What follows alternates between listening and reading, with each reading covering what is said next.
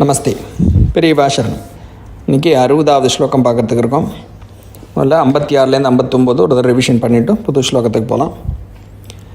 தவாபர்ணே கர்ணே ஜபநயன பைஷுன்ய சகிதா நிலீயந்தே தோயே நியதமணிமேஷாஷபரிகாஹ இயம் ச ஸ்ரீர்பத்தச்சர புடகவாடம் குவலயம் ஜஹாதி பிரத்யூஷே நிஷிச விகடய்ய பிரவிஷதி दृशाद्राघीयस्य दरदलितनीलोत्पलरुचा दवीयां संदीनं स्नपय कृपया मामपि शिवे अनेनायं धन्यो भवति न च ते हानिर्यता वने वा हर्म्ये वा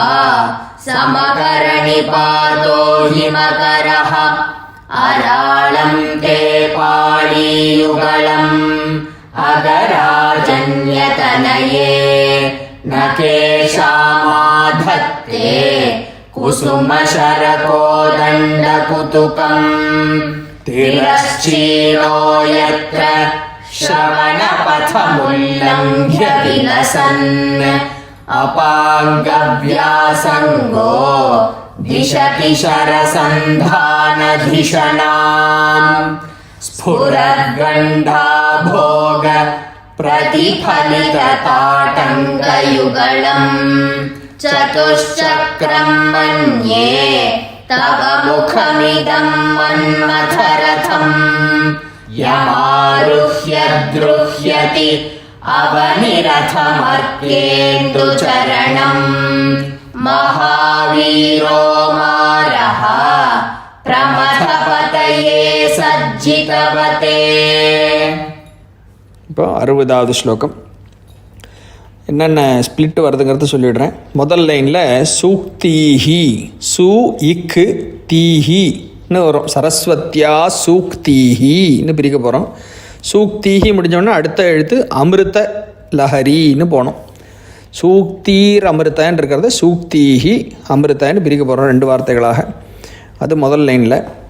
ரெண்டாவது லைனில் செகண்ட் ஹாஃப் ஸ்ரவண சுளுகாபியாம் அவிரளம்னு 2 வார்த்தைகளாக பிரித்து சொல்ல போகிறோம், சொல்கிறதுக்கு சௌகரியத்துக்காக. மற்றபடி அங்கே எழுதியிருக்கிறதும் கரெக்டு தான். நம்ம ப்ரொனன்சியேஷனில் சுளுகாபியாம் அவிரளம்னு பிரிக்கிறோம். மூணாவது லைனில் சமத்கார ஸ்லாகா சலித அப்படின்னு அந்த சலித்தக்கு அப்புறம் நம்ம பிரிக்கிறோம். பாஸ். வேறு ஒன்றும் அங்கே சேஞ்சு கிடையாது. பாக்கி எல்லாம் ஆஸ் இட் இஸ் இருக்க மாதிரியே தான் போக போகிறோம். ரொம்ப அற்புதமான ஒரு ஸ்லோகம் இது. கவனித்து பொறுமையாக கற்றுப்போம்.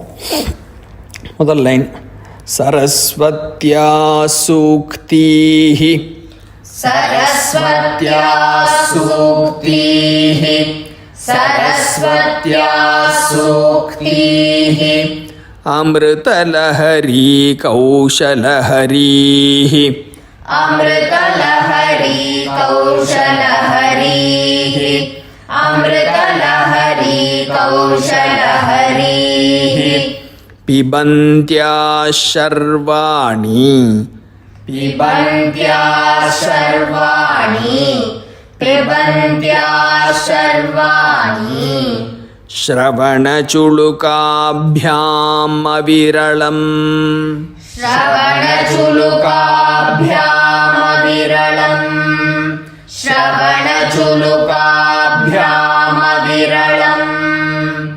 चमत्कारश्लाघाचलित चमत्कारश्लाघाचलित चमत्कारश्लाघाचलित शिरसः कुण्डलगणो शिरसः कुण्डलगणो शिरसः कुण्डलगणो झणत्कारैस्तारैः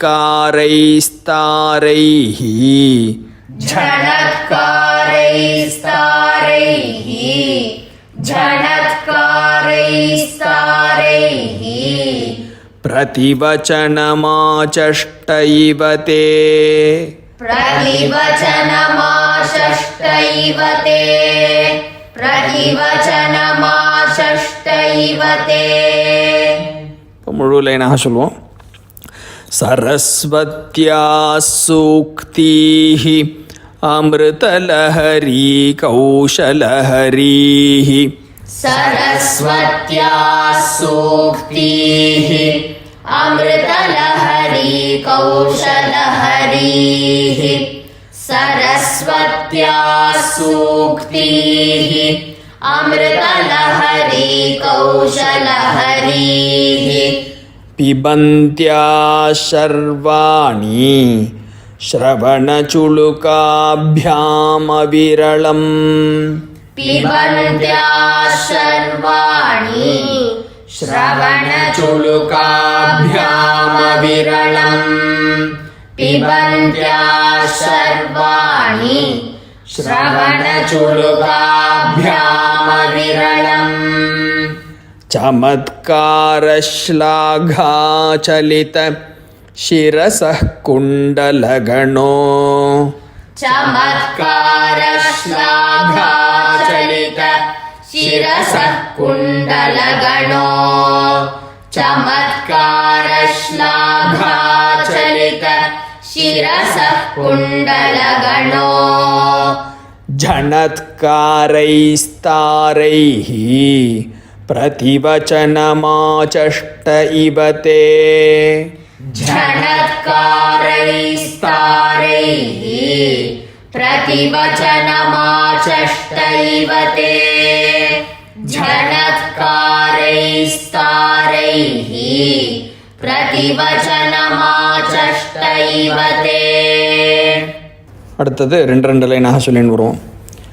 சரஸ்வத்யா சூக்தீஹ அமிர்தலஹரி கௌஷலஹரீஹ பிபந்த்யா சர்வாணி श्रवणचुलुकाभ्यामविरलम् सरस्वत्या सूक्तिः अमृतलहरी कौशलहरीः पिबन्त्या शर्वाणि श्रवणचुलुकाभ्यामविरलम् सरस्वत्या सूक्तिः अमृतलहरी कौशलहरीः पिबन्त्या शर्वाणि श्रवणचुलुकाभ्यामविरलम् चमत्कारश्लाघाचलित शिरसः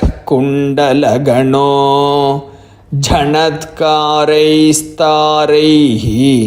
प्रतिवचनमाचष्ट इव ते चमत्कारश्लाघाचलित शिरसः कुण्डलगणो झणत्कारैस्तारैः प्रतिवचनमाचष्ट इव ते चमत्कारश्लाघाचलित शिरसः कुण्डलगणो झणत्कारैस्तारैः प्रतिवचनमाचष्ट इव ते அடுத்தது முழு ஸ்லோகத்தை பூர்ணமாக சொல்லி ரிப்பீட் பண்ணுவோம். சரஸ்வத்யா சூக்தீஹ அமிர்தலஹரி கௌஷலஹரீஹ பிபந்த்யா சர்வாணி श्रवणचुलुकाभ्यामविरलम् चमत्कारश्लाघाचलित शिरसः कुण्डलगणो झणत्कारैस्तारैः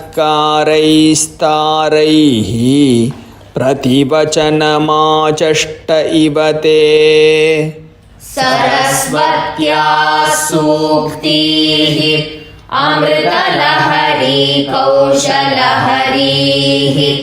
पिबन्त्या शर्वाणि श्रवणचुलुकाभ्यामविरलम् चमत्कारश्लाघाचलित शिरसः कुण्डलगणो झणत्कारैस्तारैः प्रतिवचनमाचष्ट चष्ट इव ते सरस्वत्या सूक्तिः अमृतलहरी कौशलहरीः पिबन्त्या शर्वाणि श्रवणचुलुकाभ्यामविरलम् चमत्कारश्लाघाचलित शिरसः कुण्डलगणो झणत्कारैस्तारैः प्रतिवचनमाचष्ट इव ते. இப்போது இந்த 60வது ஸ்லோகத்தினுடைய பொருளை பார்க்கலாம். முதல்ல ஒரு ப்ரீஃப் வெர்ஷன் பார்த்துடலாம். அம்பாளுடைய சதஸில், அவளுடைய சபையில் சரஸ்வதியானவள் அவள் முன்னாடி நின்று இனிமையான வாக்குகளை சொல்லிகிட்டு இருக்கா. அதை அம்பாள் காது கொடுத்து செவி மடுத்து அப்படின்னு சொல்கிறோமே, அந்த மாதிரி காது கொடுத்து அதை ஃபுல்லாக கேட்டு வாங்குறா. அதை ரிசீவ் பண்ணி ஆஹா சபாஷ் ரொம்ப நன்னா சொன்னேன் அப்படின்னு சொல்கிறதுக்காக அந்த சபாஷுங்கிறத வாயால் சொல்லாமல் ஒரு தலையாட்டி நம்ம ஆமோதிக்கிறோமோ இல்லையா, அப்படி அம்பாள் தலையாட்டுறா. அப்படி தலையாட்டி பாராட்டும் பொழுது அவள் காதில் மாட்டின்னு இருக்கிற அந்த குண்டலங்கள், போன ஸ்லோகத்தில் பார்த்தோமே தாட்டங்கம், அந்த தாட்டங்கங்களும் ஆடுறது. அந்த குண்டலங்கள் ஆடும் பொழுது ஜன ஜனன்னு ஒரு சப்தம் வருது. அப்போது அதை பார்த்தா எப்படி இருக்குன்னாக்கா, நீ பாராட்டினதை உன்னுடைய குண்டலங்களும் வழிமொழிந்த மாதிரி இருக்குது. அதுவும் ஜன ஜனன்னு சத்தம் பண்ணி ஆமாம் ஆமான்னு ஆமோதிக்கிற மாதிரி இது இருக்கு போல இருக்குது அப்படின்னு சொல்கிறதாக ஒரு அழகான ஒரு கல்பனை இந்த ஸ்லோகத்தில். இப்போது இதில் நிறைய உள்ளுக்குள்ளே நம்ம தெரிஞ்சுக்க வேண்டிய அற்புதமான விஷயங்கள் இருக்குது. அது எல்லாத்தையும் அடுத்தது இப்போ டீட்டெயில் எக்ஸ்ப்ளனேஷனில் பார்க்க போகிறோம். முதல் பாயிண்ட்டு, அம்பாளை என்ன சொல்லி கூப்பிடுறார் அப்படிங்கிறத இங்கே பார்க்குறோம். போன ஸ்லோகத்தில் கன்ஸ்பீக்குவஸ் பை இட்ஸ் ஆப்சன்ஸும்பா, அந்த மாதிரி அது இல்லாமல் இருந்ததுனால ஸ்பெஷலாக இருந்தது போன ஸ்லோகம். ஏன் அது ஒரு நாமா இல்லாமல் இருந்ததுங்கிற விவரங்கள் இல்லாமல் அங்கே நம்ம பார்த்து ரசித்தோம் 59. இப்போ 60 திரும்பி அம்பாளுக்கு உண்டான ஒரு நாமா கொடுத்துட்டார். என்னென்னு கூப்பிடுறாருன்னா ஷர்வாணின்னு 2வது லைனில் வருது. பிபந்தியா ஷர்வாணி அப்படின்ட்டு. இப்போ ஷர்வாணின்னு சொல்லக்கூடிய ஒரு நாமா, அம்பாளுக்கு உண்டான விசேஷமான நாமாக்கள் அப்படின்னு பார்க்கும்பொழுது பவானி, மிருடாணி, ருத்ராணி, ஷர்வாணின்னு சொல்கிறதாக பல நாமாக்கள் வருது. இது பரமேஸ்வரனுடைய விசேஷமான நாமாக்கள்னு அஷ்டநாமாக்கள் சொல்கிறது. அந்த அஷ்டநாமாக்களுக்கு அப்படியே பேராக பவன்னு சொன்னாக்கா இவ பவானி, ஷர்வன்னு சொன்னால் ஷர்வாணி அப்படிங்கிற மாதிரி இங்கே நாமாக்கள் வருது. இவளுக்கும் அந்த விசேஷமான அந்த 8 நாமாக்கள்ங்கிற மாதிரி. அப்படி வரக்கூடிய ஷர்வாணின்னு சொல்லக்கூடிய ஒரு நாமா இங்கே அப்ளை பண்ணுறார்.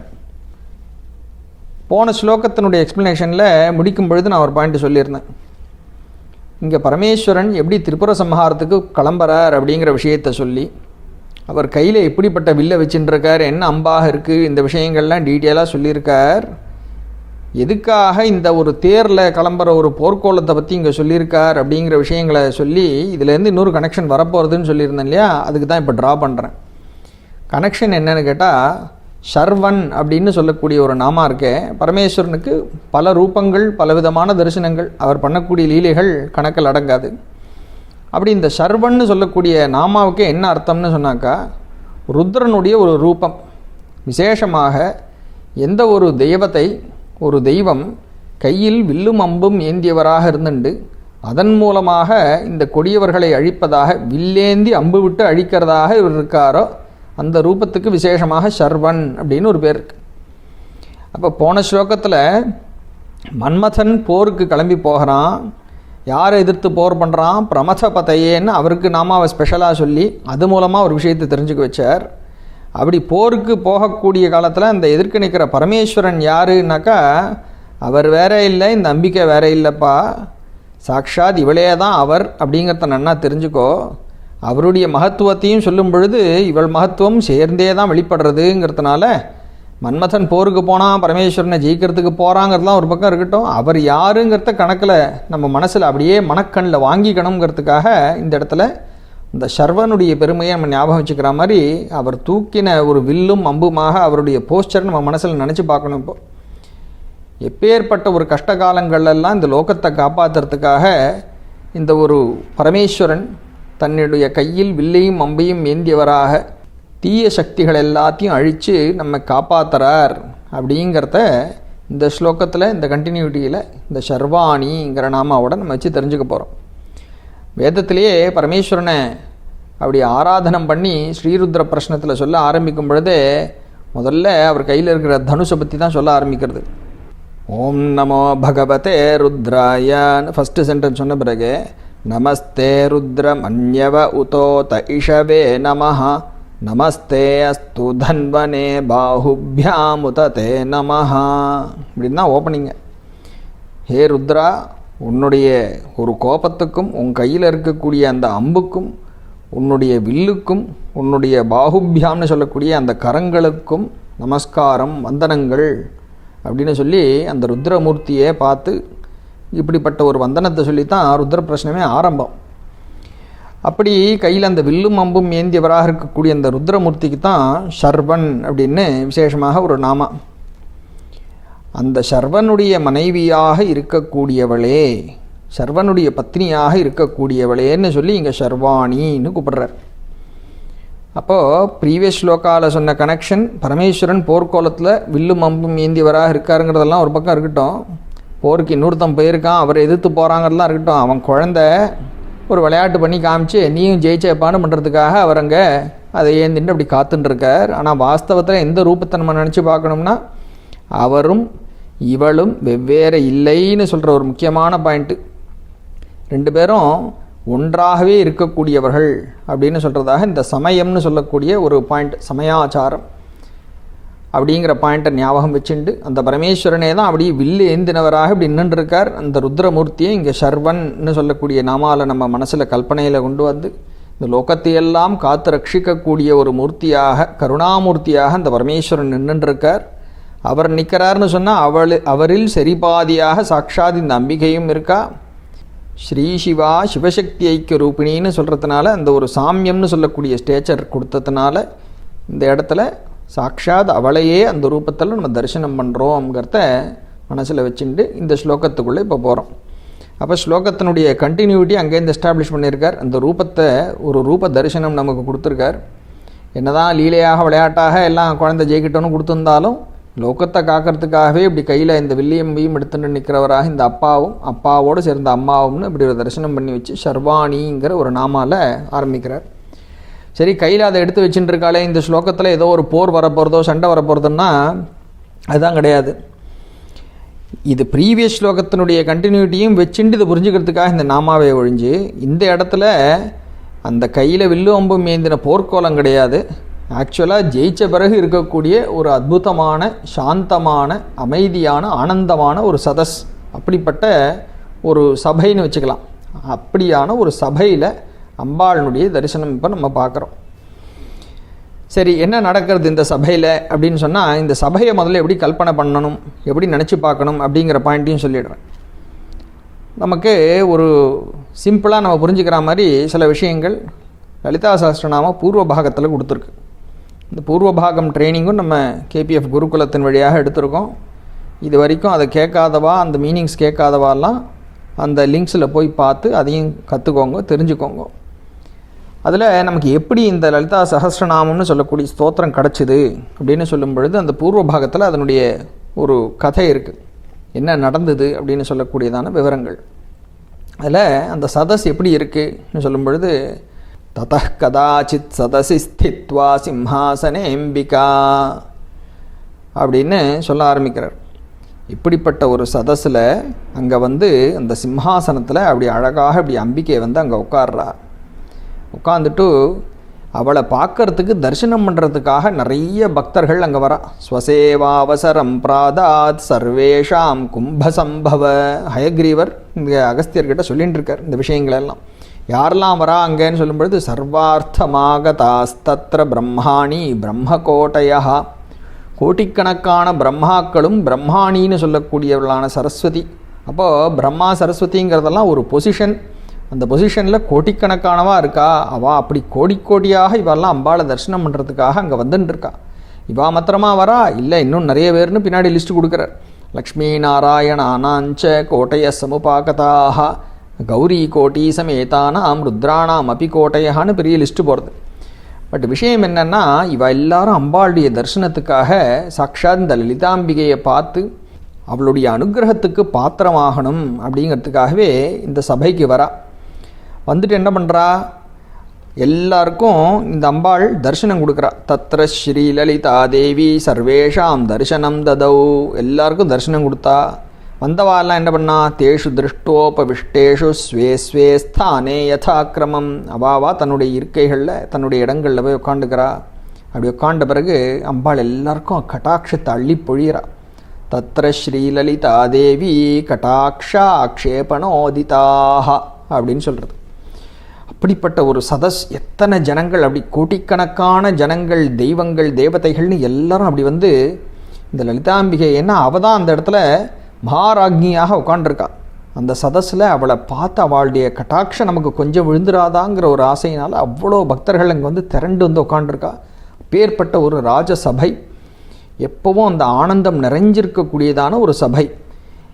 ஏன் ஆனந்தம் அங்கே நிறைஞ்சிருக்குன்னாக்கா, ஆனந்தம் ஆனந்த அமிர்த ஆகர்ஷினின்னு சொல்லக்கூடியதாக அந்த அமிர்தத்தை அள்ளி பொழியக்கூடியவளாக, அமிர்தத்தின் ஊற்றாகவே இருக்கக்கூடிய அந்த அம்பிகை இருக்காளே, அந்த லலிதாம்பிகை, அவள் தான் அந்த சதஸில் முக்கியமாக இருக்கா.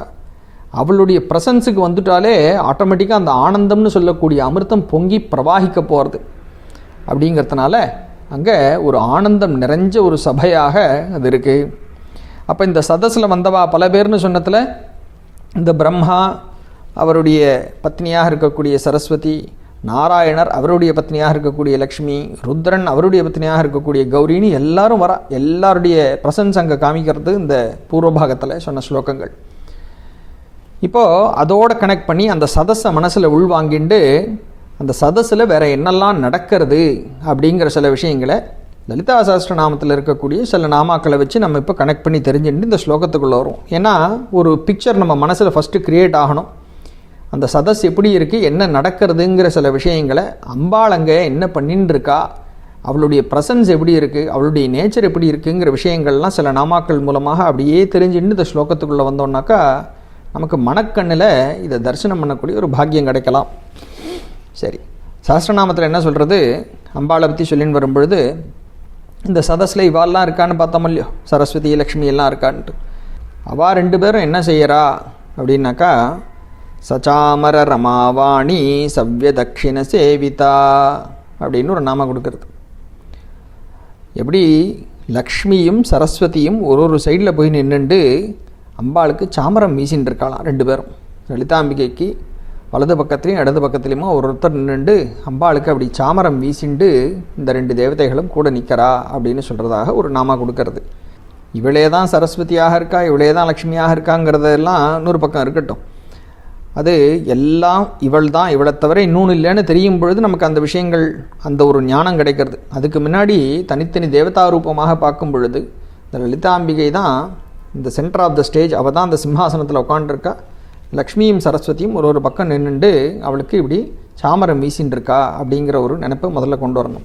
அடுத்தது இந்த சதஸ் எப்படி இருக்குன்னும் பொழுது ஆனந்தாமிருதா கர்ஷினி அமிர்த வருஷினின்னு தீட்சிதர் பாடுறாப்பில் அப்படி ஆனந்த அமிர்தத்தினுடைய ஒரு பிரவாகமாக இந்த சதஸ் இருக்குது.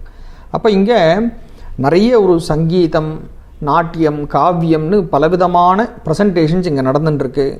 ஸ்தோத்திரங்கள், ஸ்துதிகள் எல்லாம் அம்பாள் பேரில் அப்படி குவிக்கிறா. எல்லா பக்தர்களும் நம்மளா அம்மாக்கிட்ட போய் நம்மளுடைய ஒரு நன்றி கடனை எப்படி செலுத்துறது அப்படின்னு எல்லாரும் ஆசைப்பட்டு எல்லாத்தையும் கொட்டுறா. அவன் முன்னாடி தன்னுடைய ஒரு நன்றியை வெவ்வேறு விதமாக அவளே கொடுத்த ஒரு கலைகள்லேருந்து ஏதோ ஒரு துளியை அங்கே சமர்ப்பணம் பண்ணுறது அப்படிங்கிற மாதிரி ஒரு சமர்ப்பணம் நடக்கிறது.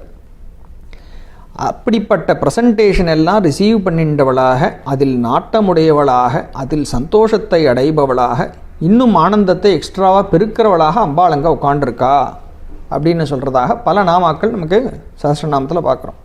உதாரணமாக கானலோலுபா, கர்விதா கானலோலுபான்னு ஒரு நாமா பார்க்குறோம்.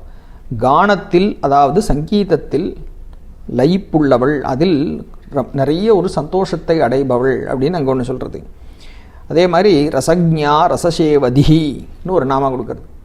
அந்த ரசமாகவே அவளே தான் இருக்கா. ரசத்தை தெரிந்தவளாகவும் அதை ஆஸ்வாதனம் பண்ணி சந்தோஷிப்பவளாகவும் இருக்கா. இங்கே ரசம்னு சொல்கிறது கலைகள் மாத்திரம் இல்லை, எல்லாத்தையும் தாண்டின ஆனந்த ரசம், பிரம்மம்னு சொல்லக்கூடிய ஒரு ஆனந்த ரசம்னு இன்னொரு அர்த்தம் பண்ணலாம். அதே மாதிரி இன்னொரு செட் ஆஃப் நாமாஸ் என்ன சொல்கிறது, கலாத்மிகா கலாநாதா காவ்யாலாப வினோதினின்னு ஒரு நாமா கொடுக்கறது. அந்த கலைகளின் ஒரு மூல ஆத்மஸ்வரூபமாக, அதுக்கு மூல ஆதாரமாக ஆணிவேராக இவள் தான் இருக்கா. அந்த கலைகளின் தலைவியாக கலாநாதாவாக இவள் தான் இருக்கா. காவ்யாலாப வினோதினி, காவியம்னு சொல்லக்கூடிய அந்த ஒரு பொயட்ரி இருக்கே, ஒரு லிட்ரேச்சர் இருக்கே, அதை கேட்பதில் மிகுந்த திருப்தி அடைபவள், மிகுந்த நிறைவை ஆனந்தத்தை அடைபவள் அப்படிங்கிற மாதிரி சில நாமாக்கள் அப்படி ஒன்று வருது. கூடவே பக்தாள்லாம் நிறைய அந்த ஸ்தோத்திரங்கள் ஸ்துதிகள்லாம் கொண்டு அவள் முன்னாடி கொட்டுறாளே, அதையும் கேட்டு ஆனந்திப்பவளாக அவள் இருக்கா. ஏன்னா நீங்கள் என் முகத்துக்கு முன்னாடி வந்து நிறைய என்னை அப்ரிஷியேட் பண்ணுங்க, என்னை ப்ரைஸ் பண்ணுங்கன்னு கேட்டு ரசிக்கிற ஆள் கிடையாது. அது நம்ம நன்னா புரிஞ்சுக்கணும். குழந்தைகள் ஏதோ தனக்கு தெரிஞ்சதை தன்னுடைய மழலையில் என்ன பேசினாலும் அந்த அம்மா அதை பார்த்து சந்தோஷப்பட்டுன்னு உட்காந்துருப்பாளே, அந்த மாதிரி இந்த அம்மா இவா கொடுக்கறது ஸ்தோத்திரமாக இவா என்ன பண்ணுறாளோ ஸ்துதி பண்ணுறாளோ எல்லாத்துலேயும் அதில் ஒரு நிறைவை சந்தோஷத்தை அடைபவளாக, முக்கியமாக குழந்தைகள்கிட்ட அந்த சந்தோஷம் இவளுக்கு. அதனால் அதை சொல்கிறதாகவும் சில நாமாக்கள் இருக்குது. ஸ்தோத்திர பிரியா ஸ்துதிமதி அப்படின்னு சொல்லிட்டு, இந்த ஒரு ஸ்தோத்திரங்கள் ஸ்துதிகள்லாம் பக்தாள் மாத்திரம் சொல்கிறதுன்னு இல்லை, வேதங்களே இதை கொண்டாடுறது, இவளுடைய ஒரு பெருமையை கொண்டாடுறதுன்னு ஸ்ருதி சம்ஸ்துத வைபவா அப்படின்னு சொல்கிறது. இப்படி பல நாமாக்கள் அந்த சபையில் என்னெல்லாம் நடந்துட்டுருக்கு அப்படிங்கிறத பார்க்குறோம். இதில் இன்னும் விசேஷமாக சொல்லக்கூடியதாக ஒரு செட் ஆஃப் நாமாஸ், அதோட இந்த ஸ்லோகத்துக்கு திரும்பி வந்துடலாம். சாம்பவி சாரதாராத்யா சர்வாணி சர்மதாயினின்னு ஒரு நாமா வருது, ஒரு செட்டு. இதில் சாம்பவின்னு சொல்லும் பொழுது சம்புவனுடைய மனைவியாக இருக்கக்கூடியவளேன்னு கூப்பிடுறது. சம்புன்னு சொன்னாலே மங்களத்தை அள்ளி கொடுப்பவர், மங்களத்தின் ஊற்றாக இருப்பவர்னு பேர். அவருடைய பத்னியாக இருக்கக்கூடியவள் என்ன பண்ணுவா, சாக்ஷாத் சிவா. அதே தான் இங்கே சாம்பவி, சம்புவனுடைய பிரிய பத்னி. அப்போ மங்களத்தை அள்ளி கொடுப்பவள். அந்த லைன் முடியும் போது சர்மதாயினிங்கிறதும் கிட்டத்தட்ட அதே தான் சொல்கிறது, நிறைய சந்தோஷத்தை ஆனந்தத்தை அள்ளி கொடுக்குறவள் அப்படின்ட்டு. அந்த நடுவில் இருக்கக்கூடிய 2 நாமாக்கள் இருக்கே, அப்படியே இந்த ஸ்லோகத்துக்கு நம்மளை அழிச்சுன்னு வரப்போகிறது. சாரதாராத்யா சர்வாணி அப்படிங்கிற நாமாக்கள் என்னன்னு பார்த்தா, சாரதையால் நன்றாக ஆராதிக்கப்பட்டவள் அப்படின்னு அர்த்தம். சாரதைன்னாக்கா இங்கே சாக்ஷாத் இந்த சரஸ்வதி வாக்தேவி, அவளால் நன்கு வழிபடப்பட்டவள் அப்படின்னு சொல்லி சாரதாராத்யான்னு இங்கே நாமா கொடுக்கறது. உடனே அடுத்து வர நாமா என்னன்னு கேட்டால் சர்வாணிங்கிற ஒரு நாமா கொடுத்துருக்கு.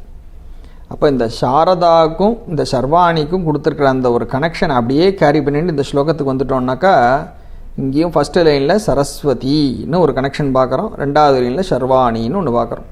அதே பேர் இந்த இடத்துல அந்த சபையில் அங்கே என்ன நடக்கிறதோ, அவள் ப்ரெசன்டேஷனை கேட்டு சந்தோஷப்பட்டவளாக அம்பாள் என்ன பண்ணுறாளோ அப்படிங்கிற விஷயத்தை அப்படியே இந்த ஸ்லோகத்தில் இப்போ நம்ம தரிசனம் பண்ண போகிறோம். இதுதான் கான்டெக்ஸ்டுவல் பேக்ரவுண்டு. இப்போ நம்ம மனசில் அந்த சதஸையும் இந்த ப்ரெசன்டேஷனையும் நம்ம நினச்சி பார்த்துட்டு இந்த ஸ்லோகத்துக்குள்ளே நுழைவோம். இப்போ லைன் பை லைன் அர்த்தத்தை பார்த்துடலாம். சரஸ்வத்யா சூக்திஹி அமிர்தலஹரி கௌஷலஹரிஹி இன்னும் ஃபஸ்ட்டு லைன் வருது. இந்த லைனை பற்றி பிரிவா ஒரு இடத்துல ஒரு கிராஸ் ரெஃபரன்ஸ் அப்படி சொல்லிட்டு போகும்பொழுது ரொம்ப ரசித்து சொல்லியிருக்கா. இந்த ஸ்லோகம் எப்படி ஆரம்பிக்கிறதுனாக்கா, சரஸ்வதியினுடைய கானத்தை அல்லது அவளுடைய ஸ்தோத்திரங்களை, அவளுடைய வாக்கை அம்பாள் ரசிக்கிறதாக சொல்லக்கூடிய ஸ்லோகமாக இது இருக்குது. இங்கே சௌந்தர்ய லஹரியில் எத்தனை லஹரின்னு நம்ம இது வரைக்கும் பார்த்துருக்கோம் ஸ்லோகத்தில்னாக்கா, ஆனந்த லஹரி, சௌந்தர்ய லஹரி, சிதானந்த லஹரி, ஸ்ருங்கார லஹரின்னு பல லஹரிகள் இது வரைக்கும் பார்த்துன்னு வந்திருக்கோம். அப்படியே பிரவாகிச்சுட்டு போயின்னு இருக்கு ஸ்லோகம் முழுக்க. இந்த ஒரு ஸ்லோகத்தில் ஃபஸ்ட்டு லைன்லேயே 2 லஹரிகளை போட்டிருக்கு. அமிர்த லஹரி கௌஷலஹரி அப்படின்னு சொல்லியிருக்கு. அதுக்கு முன்னாடி என்ன வார்த்தை கொடுத்துருக்கு, சரஸ்வத்யாஹா சூக்திஹி அப்படின்னு கொடுத்துருக்கு அப்படின்னு இதை பற்றி சொல்ல ஆரம்பிக்கிறான். இல்லை விசேஷம் என்னன்னு கேட்டால், இங்கே 2 லஹரி போட்டிருக்கேன், ஆனால் வாஸ்தவத்தில் ஒன்று தான் இதில் லஹரி. இன்னொரு வார்த்தை ஒரு வேர்டு ப்ளே பண்ணியிருக்கா ஆச்சாரியாள் அப்படின்னு. இந்த 2வது வார்த்தையாக இருக்கக்கூடிய கௌஷலஹரின்னு இருக்கே, அது வாஸ்தவத்தில் கௌஷல ஹரின்னு பிரிக்கணும். அதை கௌஷ லஹரி கிடையாது, கௌஷல ஹரின்னு பிரிக்க வேண்டிய வார்த்தை அப்படின்னு இதை பற்றி பெரியவா ஒரு ரெஃபரன்ஸ் கொடுக்குறேன். ஸோ இதில் என்ன மீனிங் நமக்கு கிடைக்கிறதுனாக்கா, சரஸ்வத்யாஹா சூக்திஹின்னு 2 வார்த்தைகள் முன்னாடி இருக்குது. சூக்திஹினாக்கா நன்மொழிகளை. அப்போது அம்பாள் பரமாக அவளுக்கு முன்னாடி நின்று அல்லது சைடில் நின்று சாமரம் வீசி கொண்டிருக்கக்கூடியவளாக சரஸ்வதியை நம்ம நினச்சி பார்க்குறோம். அப்படி சாமரம் வீசிண்டே அம்பாளை பற்றின ஸ்துதிகளை ஸ்தோத்திரங்களை அப்படியே அம்பாள்கிட்ட அப்படி கொட்டின்னு இருக்கா. அப்போ ஒரு சைடில் நின்றுருக்கான்னு வச்சுப்போமே, சாமரம் வீசின்னு இருக்கும்போது அவள் எங்கே சொல்கிறா, ஒரு காதுங்கிட்ட இங்கே நின்று அம்பாளை பற்றி அப்படி சொல்லிகிட்டே இருக்கா. ஒரு விதம் இப்படி பிக்சர் பண்ணுறதும் நல்லா இருக்குது நமக்கு. ஏன்னா சும்மா நம்ம முகத்துக்கு முன்னாடி கொட்டுற ஒரு ப்ரைஸை விட வாஸ்தவத்தில் நம்ம மேலே ஒரு அன்பு ஒரு பாசம் வச்சுருக்கிறவாள்லாம் just for the sake of இட்னு முகத்துக்கு முன்னாடி பண்ணாமைக்கு சைட்லேயோ பின்னாடிலேயோ தான் இன்னும் சில விஷயங்கள்லாம் சொல்லிகிட்டு இருப்பாள். நிறைய நல்லதை சொல்லிகிட்டு இருப்பான்னு நம்ம சொல்கிறோமா இல்லையா? அந்த மாதிரி இந்த இடத்துல சைடில் இவ விசிறிண்டே சாமரத்தை வீசிண்டே அம்பாளை பற்றின பல இன்மொழிகளை அவள்கிட்ட அப்படி சொல்லிகிட்டு இருக்கா அப்படின்னு ஒரு கல்பனையை பார்க்குறோம் நம்ம. அப்படிப்பட்ட நன்மொழிகளை சரஸ்வதி இங்கே சொல்லின்னு இருக்கா. அவளுடைய வாக்கிலிருந்து வந்ததான நன்மொழிகளை அப்படின்னு அர்த்தம் பண்ணுறோம். இப்போ சூக்தின்னு சொன்னால் என்ன அர்த்தம்னா, நமக்கு வேதத்திலே பல இடங்களில் பார்க்குறோம். துர்கா சூக்தம், ஸ்ரீ சூக்தம், ருத்ர சூக்தம், புருஷ சூக்தம்லாம் பலது இருக்குது. சூக்தம்னு சொன்னாக்கா சு ப்ளஸ் உக்தம் அப்படின்னு வார்த்தைகள் பிரிக்கிறோம். சு நன்றாக அழகாக அப்படின்னு எடுத்துக்கலாம். உக்தம் உக்தம்னாக்கா சொல்லப்பட்டது. அப்போ சூக்தம்னு சேர்த்து சொல்லும் பொழுது சு ப்ளஸ் உக்தம் அழகாக சொல்லப்பட்டது எதுவோ அது சூக்தம்னு அதுக்கு அர்த்தம் பண்ணும். அப்படி நன்றாக சொல்லப்பட்ட ஒரு வாக்கியம், ஒரு நல்வாக்கு, நல்மொழி அப்படின்னு அர்த்தம் பண்ணிக்கலாம். அப்படிப்பட்ட சூக்தினாக்கா சரஸ்வதியினுடைய வாக்கு நல்வாக்கு எப்படி வருது, அவளுடைய வார்த்தைகள். அவள் யார்? சாக்ஷாத் வாக்தேவி இல்லையா? அப்போ அவகிட்டேருந்து வர அந்த வார்த்தைகளே நன்மொழிகளாகத்தான் வெளில வரப்போகிறது. அந்த நன்மொழிகள் எப்படி இருக்குது, அதனுடைய சக்தி எப்படி இருக்குது, வல்லமை எப்படி இருக்குது அப்படின்னு கேட்டால் அதுக்கு தான் அடுத்த அந்த 2 வார்த்தைகளை சேர்த்து போட்டிருக்கா ஆச்சாரியால். அமிர்தலஹரி கௌசலஹரி அப்படின்னு ஒரு வேர்டு பிளே. கௌசலம்ங்கிற வார்த்தைக்கு ஒரு வல்லமை, சாதுரியம் அப்படிங்கிற அர்த்தங்களை இங்கே எடுக்கலாம். அப்போது ஏதோ ஒன்றுத்தினுடைய ஒரு அபாரமான சக்தி, ஒரு வல்லமை. அந்த வல்லமையை ஹரினாக்கா பறிக்கிறது. எது பறிக்கிறது அப்படின்னு கேட்டால் இங்கே எதை பற்றி முதல் லைனில் சொல்ல ஆரம்பிச்சிருக்காரோ அதுதான். அதாவது சரஸ்வதியினுடைய வாக்காக வெளிவரக்கூடிய அந்த நன்மொழிகள் இருக்கே, அது இன்னொன்று ஏதோ ஒன்றுத்தினுடைய வல்லமையை சக்தியை பறிக்கிறது, தட்டி பறிக்கிறது அப்படிம்பால. அது மாதிரி தட்டி பறிக்கிறது. எதனுடைய சக்தியை வல்லமையை பறிக்கிறதுன்னு கேட்டால் அமிர்த லஹரி, அதாவது அமிர்த பிரவாகம். இங்கே தான் லஹரிங்கிற வார்த்தையை நம்ம முக்கியமாக இங்கே பார்க்குறோம். ஒரு அமிர்த பிரவாகம்னு சொன்னாக்கா எப்படி ஒரு அமிர்தமே வெள்ளப்பெருக்காக அப்படி அடிச்சுண்டு பெருகிண்டு வரதோ அதுக்கு எத்தனை ஒரு வல்லமை இருக்குது, எத்தனை ஒரு பெருமை இருக்குது. அப்படிப்பட்ட ஒரு அமிர்த பிரவாகம் கிடைக்கிறதுன்னு சொன்னால் எவ்வளோ சந்தோஷப்படணும்.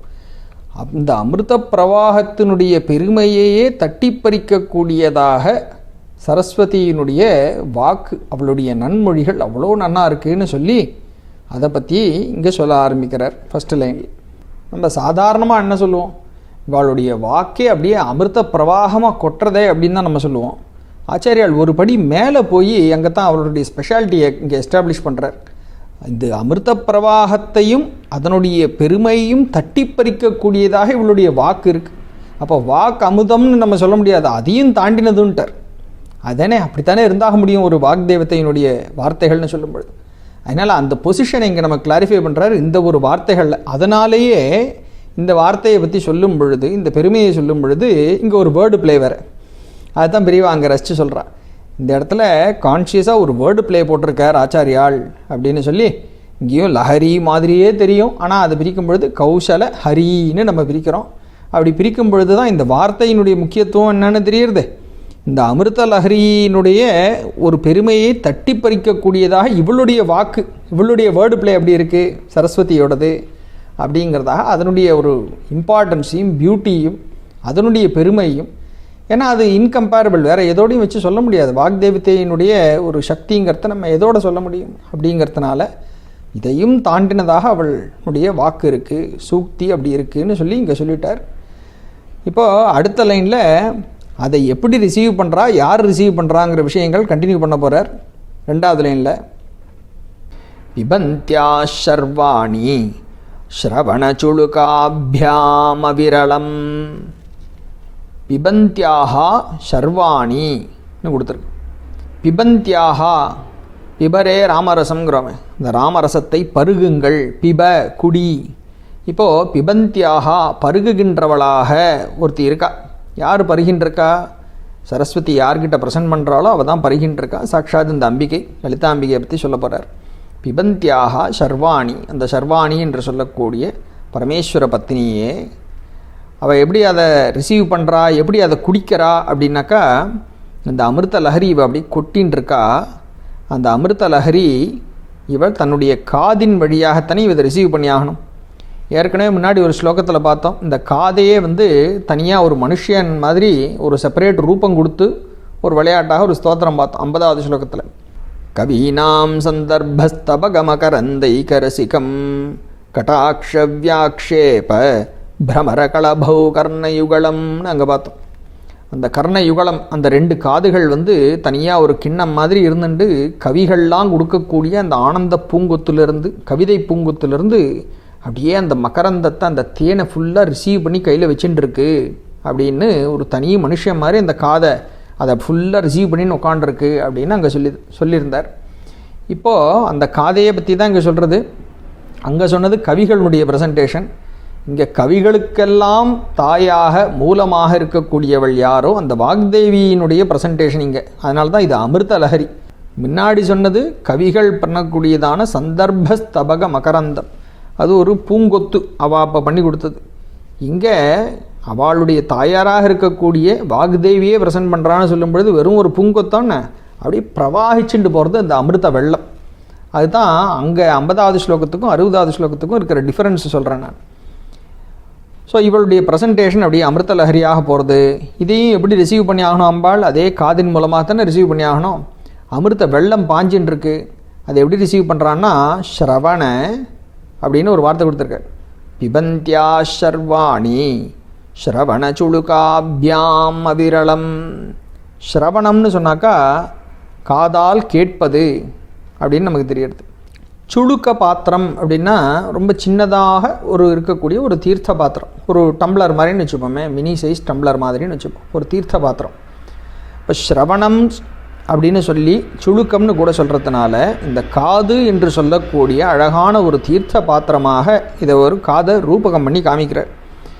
சுடுக்க ரூபமாக இந்த காதை கம்பேர் பண்ணி அந்த ஒரு பாத்திரத்தில் இவோ முழுக்க அதை அப்படியே வாங்கிக்கிற அந்த அமுத பிரவாகத்தை அப்படியே ரிசீவ் பண்ணிட்டு இருக்கா. அவிரளம்னாக்கா வித்தவுட் எனி இன்டரப்ஷன், இடைவிடாமல் அப்படியே அந்த அமிர்த பெருக்கு வந்துகிட்டே இருக்கு. அது அப்படியே இவ காதிலேருந்து அதை வாங்கின்னு இருக்கா அப்படின்னு அர்த்தம். இப்படி ரிசீவ் பண்ணிவிட்டு இது எவ்வளோ நன்னா இருக்குன்னு அப்ரிஷியேட் பண்ணுமோ இல்லையோ, அதான் அடுத்த லைனில் வருது. சமத்கார ஸ்லாகா சலித சிரசா குண்டலகணோ. சமத்கார அப்படின்னாக்கா அந்த ஒரு சாதுரியம், ஒரு ப்ரெசன்டேஷன் எவ்வளோ நன்னா இருக்குது அப்படின்னு சொல்கிறோமோ இல்லையா, ரொம்ப சமத்காரமாக பண்ணார். வைஸ் ப்ரெசன்டேஷன், ஒரு சாம். அந்த சமத்காரத்தை ஸ்லாகிக்கிறது, ரொம்ப ஸ்லாகிச்சு சொன்னார் சார் அப்படின்னு சொல்கிறோம். தமிழே யூஸ் பண்ணுறோம் அந்த வார்த்தையை. ஸ்லாகனம், ஒரு ப்ரைஸ், அப்ரிசியேஷன், ஃப்ளாட்டரி, இந்த மாதிரி எல்லாம் சொல்லலாம். அதுக்கு அப்படிப்பட்ட ஒரு அப்ரிசியேஷன், அந்த கொடுத்த ஒரு நன்மொழிகளில் எப்படிப்பட்ட ஒரு சாம் இருக்குது, ஒரு கவித்துவம் எப்படி இருக்குது அப்படிங்கிறத ரொம்ப ரசித்து அதை அப்ரிஷியேட் பண்ணுறதாக, ஸ்லாகிக்கிறது அப்படிங்கிறதாக சமத்கார ஸ்லாகா, அதை அப்ரிஷியேட் பண்ணுறதாக அம்பாள் என்ன பண்ணுறா, தலையாட்டி ஆமோதிக்கிறா. சலித சிரசா, சிரஸ்னாக்கா தலை, சலித சிரசா தலையை அப்படி ஒரு mild nodding of the head, தலையை அப்படி ஆட்டி ஆமோதிக்கிறது. சலித சிரசா குண்டலகணோ, குண்டலகணஹா. கணஹான்னாக்கா இந்த இடத்துல ஒரு கலெக்ஷன், இங்கே இந்த இடத்துல ஒரு பேர் தான் பேசிக்கலி. குண்டலங்கள், தாட்டங்கம்னு சொன்னாலும் குண்டலம்னு சொன்னாலும் ஒன்று.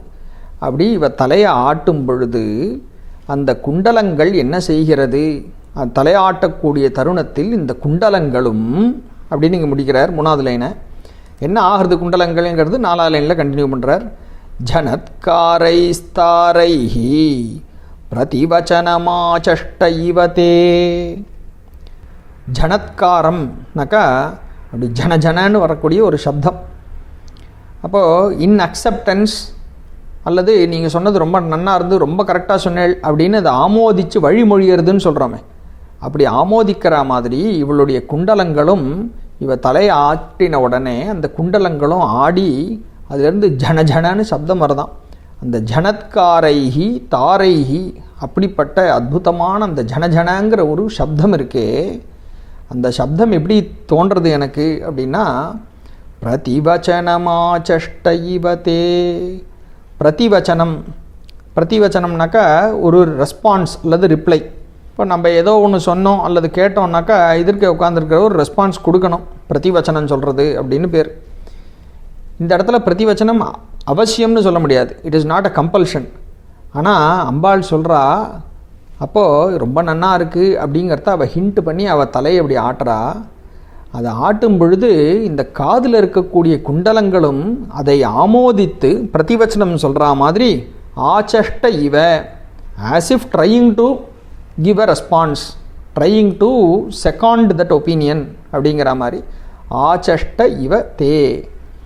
இந்த தேங்கிறது உன்னுடைய, ஸோ உன்னுடையங்கிறத தூக்கி முன்னாடி போட்டுக்கணும். உன்னுடைய காதில் இருக்கக்கூடிய அந்த குண்டலங்களானது அப்படி ஜனன்னு சொல்லக்கூடிய அந்த உறக்க வரக்கூடிய அந்த ஒரு ஒலியினால், அந்த சப்தத்தினால் ஏற்புரையை பிரதிவச்சனத்தை, ஆமாம் நான் இதை ஆமோதிக்கிறேன்னு சொல்கிறது போல இருக்கு, ஆச்சஷ்ட இவ சொல்கிற மாதிரி இருக்குது அப்படின்னு இங்கே கன்க்ளூட் பண்ணுறார்.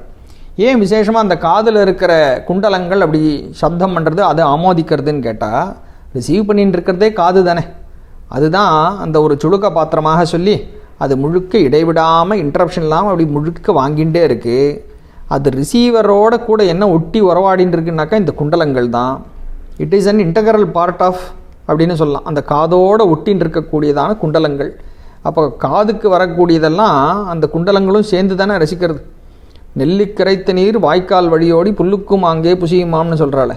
அது மாதிரி அந்த காது முழுக்க அந்த சுழுக்க பாத்திரம் நிறைஞ்சு வாங்கும்போது அது கூடவே விட்டுன்னு இருக்கிற அந்த குண்டலங்களுக்கும் அதனுடைய அழகு, அந்த அமிர்தத்தினுடைய ஒரு சுவை, ரசம் எல்லாம் தெரியறது. அப்போ அம்பாள் தலையாட்டும் பொழுது, ஆமாம் நாங்களும் அதை ரொம்ப ரசிச்சுன்னு இருக்கோம், நீ சொல்கிறது கரெக்டு, எவ்வளோ நன்னா இருக்குது அப்படின்னு சொல்கிற மாதிரி என்னுடைய வாய்ஸும் let it also be hurt அப்படின்னு சொல்லி அந்த குண்டலங்களும் ஜனன்னு சப்தத்தை கொடுத்து பிரதிவச்சனம் பண்ணுறது போல இருக்குது அப்படின்னு இங்கே ஆச்சாரியர்கள் அற்புதமான ஒரு சீனை நம்ம கண்ணு முன்னாடி கிரியேட் பண்ணுறா. இப்படி இவ தலையாட்டி இது சப்தம் பண்ணக்கூடிய ஒரு சிச்சுவேஷனையும் லலிதா சஹஸ்ரநாமத்திலே ஒரு நாமால் நம்ம பார்க்குறோம். அதோட நம்ம இதை பூர்த்தி பண்ணிக்கலாம். கணக்க தாட்டங்கான்னு ஒரு நாமம் கொடுக்குறது, டுவர்ட்ஸ் த எண்டு வரக்கூடிய ஒரு நாமம். கணக்க தாட்டங்கா லீலா விக்கிரகதாரிணி அப்படின்னு சொல்கிறது ஒரு நாமம். அவளுடைய தாட்டங்கங்கள் எப்படி இருக்குது, அப்படி பளீர்னு பிரகாசிக்கக்கூடியதாக கிளிட்டராக இருக்குது. எதனால் கிளிட்டர் வரும், ஏதோ ஒரு ஸ்வர்ணம் அப்படி பார்க்குறதுக்கே நன்னா பளிச்சுன்னு இருக்குன்னு சொன்னாக்கா அதுலேருந்து அந்த பளபளப்பு ஒரு பிரதிபலிப்பு எப்போ ஜாஸ்தி தெரியும்னாக்கா அது மூமெண்ட்டில் இருக்கும்போது, அப்போது வெளிச்சம் அதில் பட்டு தெரிக்கணும்.